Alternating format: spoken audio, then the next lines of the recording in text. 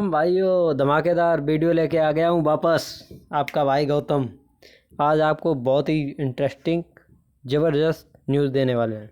तो भाइयों, पवन सिंह का सुबह गाना आया था, जो मैंने कल आपको टीजर बताया था कि आया हुआ है शुभ लाभ फिल्म्स पे।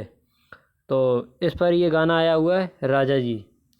बहुत ही ज़बरदस्त सॉन्ग है, माइंड ब्लोइंग भाई साहब। क्या वीडियो क्वालिटी, क्या गायकी, शिल्पी राज पवन सिंह की क्या गायकी भाई, ज़बरदस्त।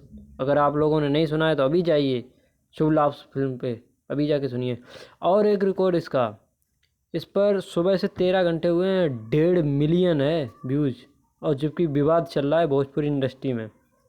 और आज पवन भैया का स्टेज शो भी है राम भद्राचार्य गुरु जी के पास में। तो आप लोग हमारे चैनल को इसी बात पर सब्सक्राइब कीजिए, बेल आइकन को दबाइए और कमेंट कीजिए अच्छी सी। आप लोगों को हमारी वीडियो कैसी लगी ज़रूर करना कमेंट, और लाइक भी करना।